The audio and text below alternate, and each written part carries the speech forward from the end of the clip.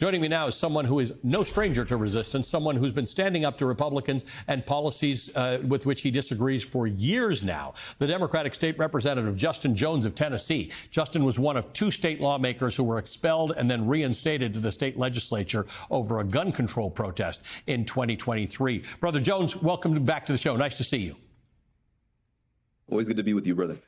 Let's talk about this. You know this. You are living this. Not only have you done it, but you actually got reelected by your constituents to go back and fight some more. You have set this flavor out there a while ago that people want fighters. And right now, the voters are screaming out for this. They want people who will say, your morals should be good, but if they're burning the house down, you need to do something. I mean, that's exactly right, Brother Ali. You know, the house is on fire. We have to stop pretending like we don't smell the smoke. It's time for America to wake up and put our morals above our manners. Now is not the time to engage in trying to play patty cake with a party that's been captured by fascists and neo-Confederates.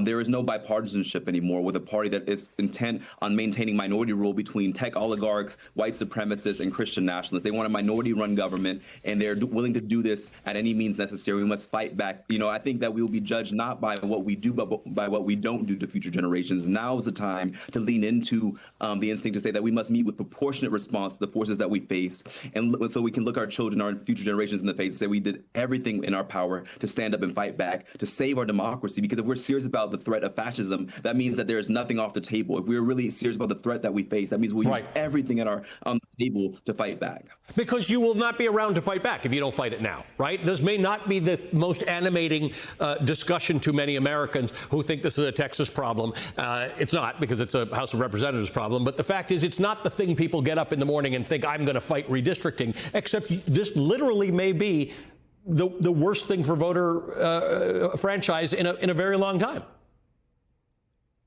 I mean, I think we have to say this for what it is, and it's about removing black and brown political representation. It is no coincidence that Trump is trying to take away black and Latino voices in the government of Texas. At the same time, he's deploying the National Guard and police in a majority black city of Washington, D.C., and threatening to do it in Chicago, Oakland. I mean, we are seeing a government that is intent on engaging in this racialized warfare and really attacking multiracial democracy. And I think we have to connect the dots and recognize that the red line has been crossed. And like you said, there is such a thing as being too late, that we must respond with urgency, with fierce moral clarity, and that everything in this moment that we do is there is a point where we're going to get to a point of no return. And so let's not err on the side of caution. Let's err on the side of doing stuff, because they're not sitting in the room saying, oh, maybe we should have restraint. Maybe we should slow down. No, they're like, Project 2025 is here. And I think the mistake we made, Ali, is that when I heard Project 2025, I thought it started in 2025. I didn't know, and it was a few years. I didn't know that it started and ended in the same year. So we'll have a whole nother plan next year. I mean, they've almost completed Project 2025. Our government has fallen.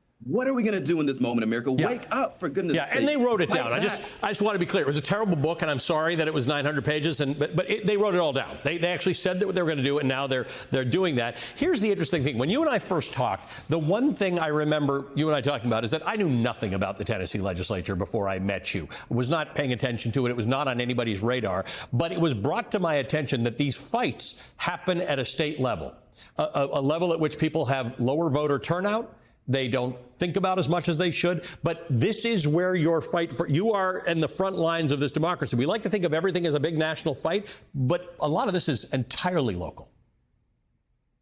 I mean, our state houses are the tip of the spear. I mean, it was Tennessee. Tennessee experimented with what Texas is doing now, where they put our one city into 3 congressional districts. For the first time since the Civil War, we're represented by a Republican. One of the most insane members, Andy Ogles, who was one of the most racist and violent members. That's how he got the 5th district in Tennessee. So they practiced it here, and now it's going to Texas and Indiana. And so what I always tell people is that we have to fight at the state level, because they test it out here, but they're going to nationalize this. And our state houses are the laboratories for these asinine, vitriolic, and vile policies that they want to nationalize across, and particularly the South. And I always tell people, Ali, that if we can change the South, if we fight back in the South, we can change this nation. We cannot cede any territory to them. We cannot back down to them. We must face them here. And I'm here at the legislature right now. We saw they expelled us, but we came back. And people, I'll tell you something that a lot of people don't know. People told us to apologize. And I said, we are not going to apologize to this white supremacist terror government that is committed to putting the lives of our children below the profits of the gun industry. So we said, no, we're going to put them on trial. We're going to fight back.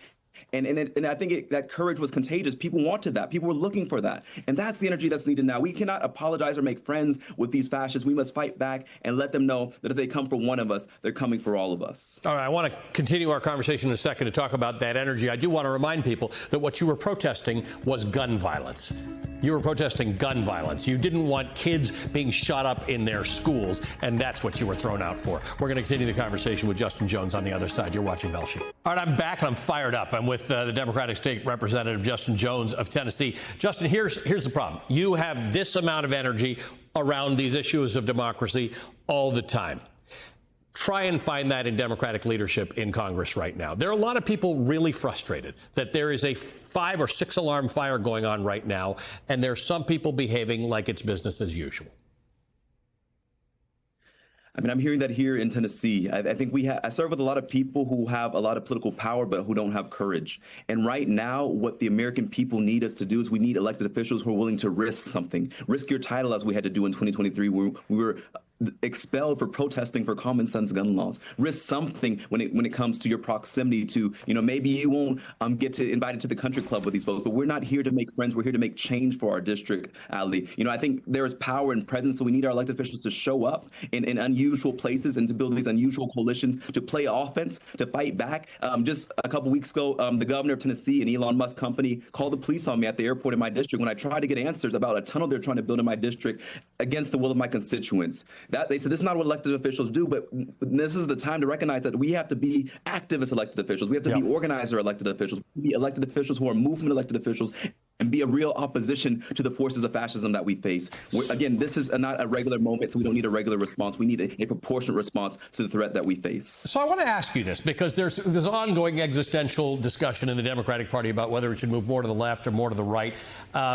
I almost think at the moment that doesn't matter. It doesn't matter where you are on the political spectrum if you are prepared to be an activist about it. Those are the people who people are turning out from. Bernie Sanders and AOC are getting 30,000+ people at some of their rallies in a non-election year. Zohran Mamdani is polling at better than 50% against all his opponents in the New York election. You might argue that these people are left. I don't know that that's the appealing part. I think the fact is they seem to be fighting for constituents and seem to be willing to get out there and fight like you are, ready to lose your job if you have to and get arrested. That is precisely it. And I like to say it this way. People say, oh, it's moderate or centrist versus progressive and radical. No, this is about slow learners versus fast learners. What we're seeing are people who are finally recognizing that the things that we've been fighting for, like this organization that was created in 2003, ICE, does not need to exist as it exists now. That is not a radical thing to say. We see these masked men pulling our people from the streets, detaining them with no badges, no faces shown. That is not how America should work. Recognizing that the system of gerrymandering is about cheating to maintain power, and that we need to push for the John Lewis Voting Rights Act. We need to push for statehood for Washington, D.C. These are not radical things. These are things that we should have done in the past, and now is the time to do them. Again, it's not about radical versus it's about fast learners versus slow learners. And I think that's a good point. Why are we having trouble with this right now? Why are we having trouble with this? The loud and clear message that every elected politician I hear from says that they are getting from their constituents who are showing up at town hall meetings, who are showing up at rallies, who are showing up at protests by the millions in this country is, I would like my leaders, my elected leaders, to do at least as much as I'm doing, probably more. The message, the resounding message from America right now is do something, show up, stand up, fight back. Don't go and say we're going to sit here in decorum and be very well mannered, but not recognize that you're sitting in a burning house. The house is on fire, and you can be as polite and respectful and try and be collegial, but the other side is not doing that. The other side says, to hell with this system. We're going to burn it all down, and if we lose power, we're taking this whole nation down with us. And so we have to recognize that there's going to be a process of truth and reconciliation if we survive this moment, which I hope we do, which I'm going to fight with everything we can. And we're going to have to hold these people accountable. There's no unifying or singing Kumbaya with the MAGA forces anymore, America. Now's the time to recognize that this is a threat to our very well-being and the survival of our democracy, the survival of our children. Now's the time to recognize that we have to start planning for how we respond, and that if we get power, if Democrats win the House, let's not be timid with it. Let's use it to be a check on power and to be a real opposition, a forceful opposition, a bold opposition, a prophetic use our prophetic imagination to say that America was never great, but we're going to make America what it ought to be, because it was never perfect to begin with. But maybe this is our chance in this midst of a collapse to build something new, to build something that we can be proud of for ourselves and future generations. Maybe this is an opening and a portal to build a better future of what is possible. And I believe that when we regain power, because I believe that we can win this, that when my generation steps up, that we must hold these people accountable, these ICE agents, these folks who are collaborators in this government, and hold them accountable and let them know that we are going to bear witness and document, and let them know that we're going to record them, even if they're trying to hide their faces, because they will be held accountable for the abuses of human rights and human dignity that we're seeing in this moment. And people are doing that, and I'm really impressed every time I see it, that people are going out there and saying, we are not scared of you. You are accountable to us. You are the government. We are the taxpayers. We are the voters. But it needs the encouragement from people like you, and I always appreciate that. Democratic State Representative Justin Jones of Tennessee.